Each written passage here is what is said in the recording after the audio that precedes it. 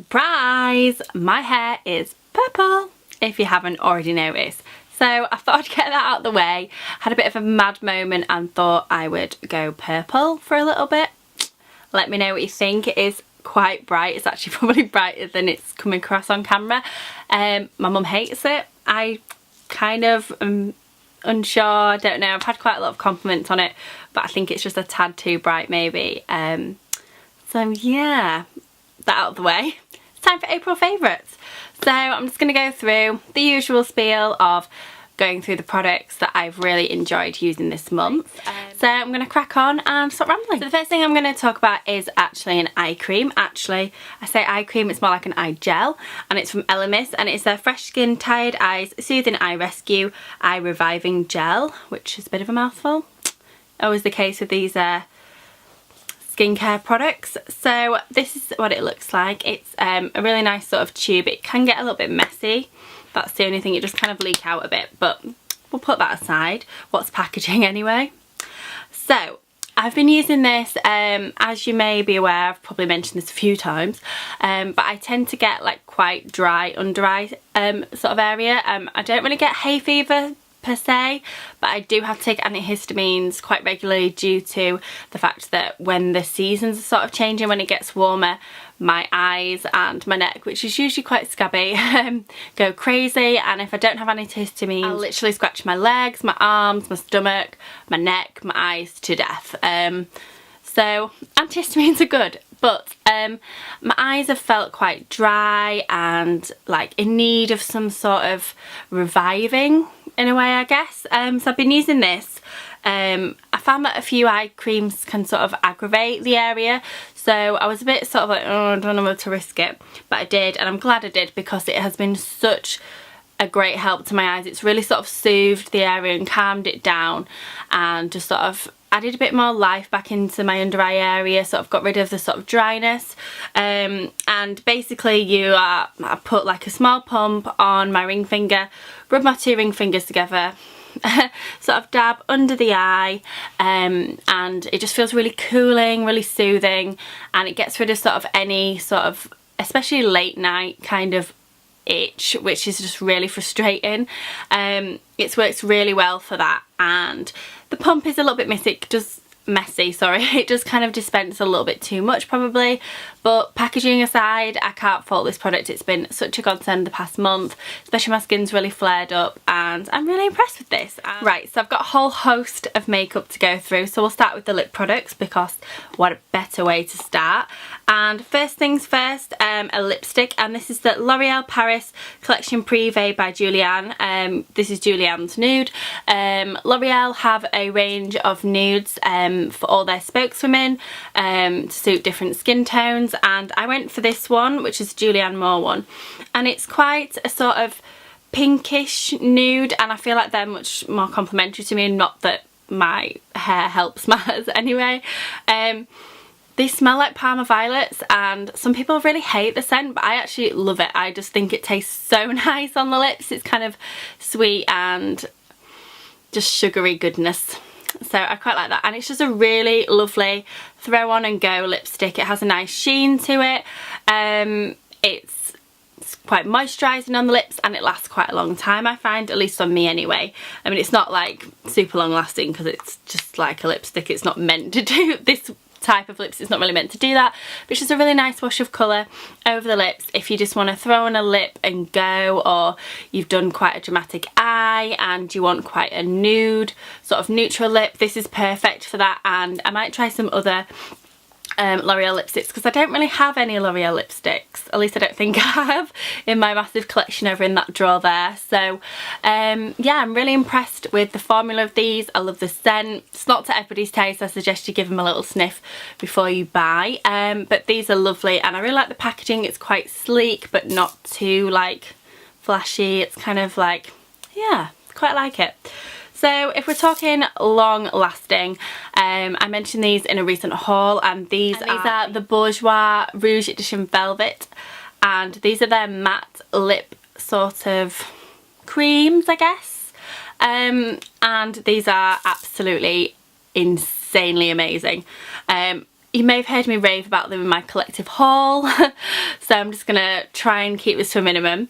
This is in the shade 06 Pink Pong, and it is a bright pink. I don't feel like the camera's doing it as a lot of justice, but these are incredible. They have such a lovely little doe foot applicator, and they go on so smoothly and so precisely and opaque that you kind of just put, I'd probably put like maybe 2 layers on just to make sure I've got the right kind of opacity, and they will not budge. Like through food, drink, the lot, they will not budge at all. And they're not too drying either, even though they are matte.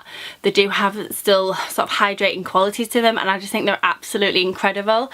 So many brands have brought out their own sort of matte type long-lasting lipsticks, and I feel like Bourjois have sort of stepped back, watched everybody, seen what their mistakes were, and kind of just gone with it. And I think these are absolutely incredible. They're such an amazing release that I bought 4 of them. I enabled a few of my friends to purchase a few as well, and I just think they're absolutely brilliant, and I can't wait till they bring out some sort of more vampy colours. The next thing is a foundation, and my second to last video was the first impressions of this foundation, and I've literally had it for 2 weeks now and it has not left my face. And it of course is the Chanel Perfection Lumiere Velvet, and this is in the shade 20 Beige. I'm actually falling more and more in love with this every day. I'm wearing it now, and I just think it is the perfect summer, like high-end foundation.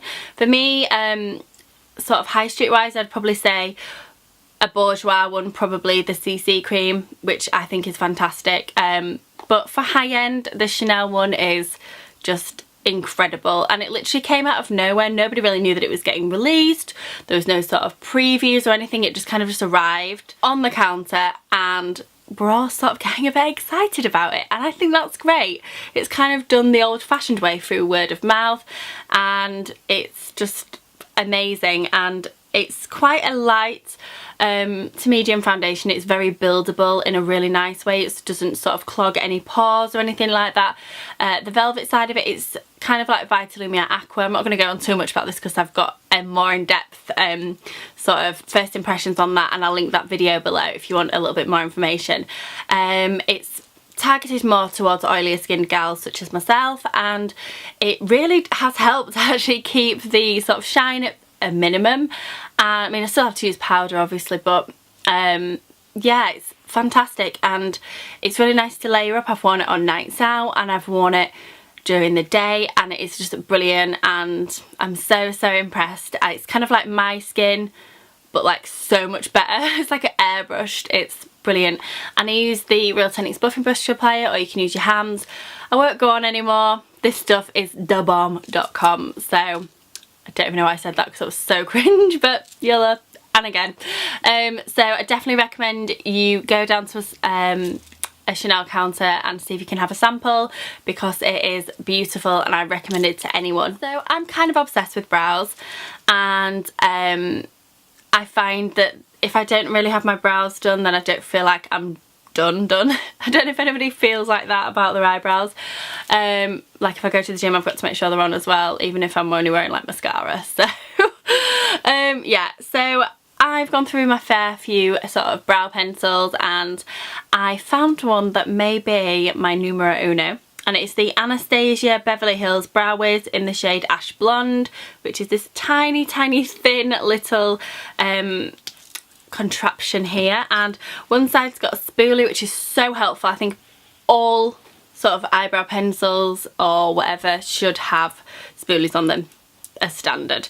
So it has the tiniest little nib, and you just sort of brush it through your eyebrows, and it creates really quick, flawless, amazing eyebrows in literally no time whatsoever, and as minimal strokes as possible. So to me, that is a winner, and I absolutely love it.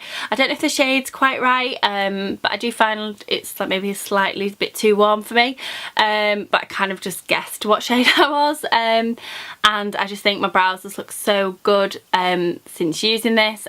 And then finally for makeup, I have a few MAC eyeshadows, and I kind of go through phases with them. I kind of rotate a little quad like this, and I kind of forget about them for ages, and then sometimes I'm like, oh, I need a colour, what colour can I go for? And then I rediscover an old favourite. So the shade that is in question is this one here, and as you can see I've hit pan on it, so it must be one that I like, and it's Woodwinked, which is the most amazing, really vibrant,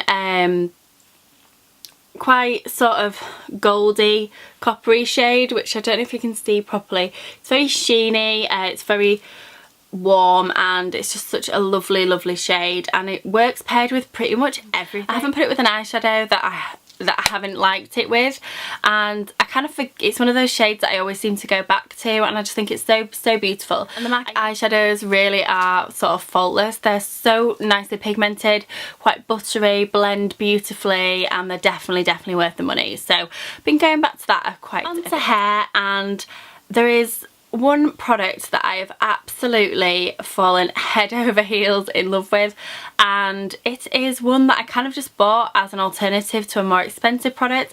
And I bought a mini Orbe dry texturising spray, and I kind of thought to myself, do you know what, it smells nice, it gives good volume, but it makes your hair feel absolutely disgusting afterwards. It's just really sort of leaves like a stickiness to it that I went looking, and I bought the Charles Worthington Volume and Bounce Texturising Spray from their Salon at Home range, and it's this here. This stuff is amazing. It is so good, and a fraction of the price of the Orbe one.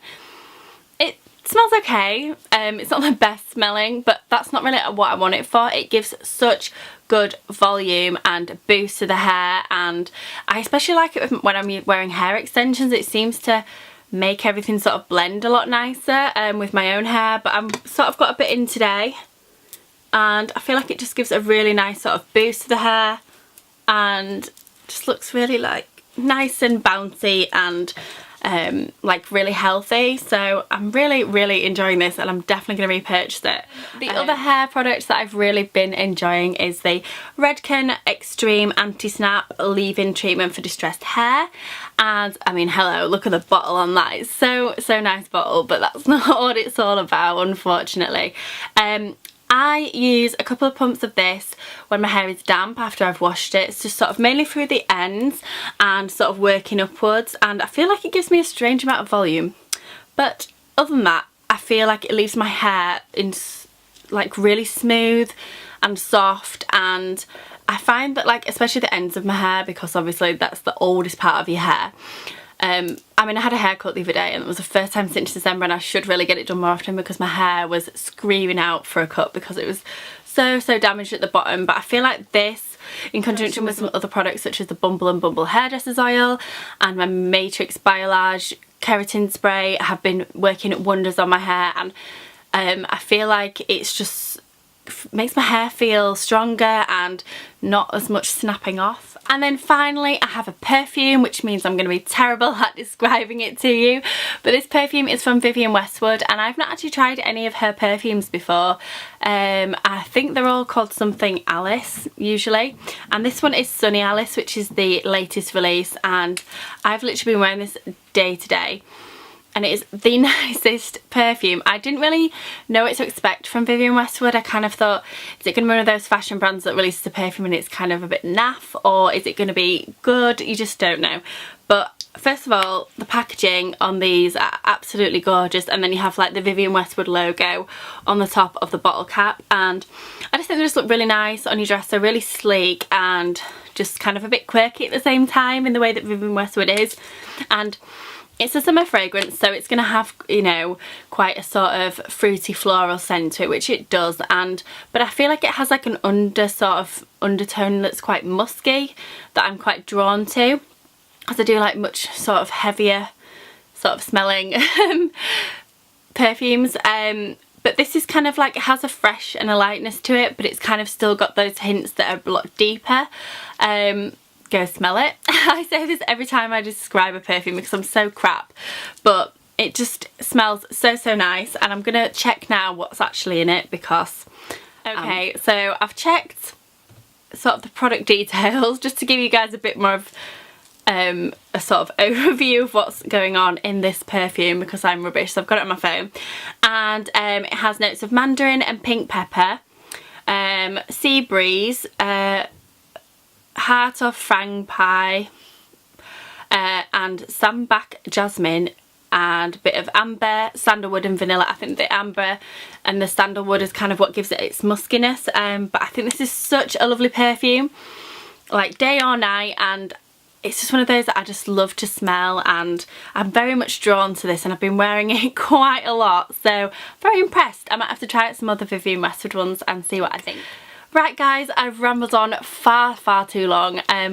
I hope you liked this video. If you did, and I haven't rambled on too much for you, please give this video a thumbs up, leave me a little comment below if you wish, and also subscribe. Yep, so I'll see you guys in my next video. Bye!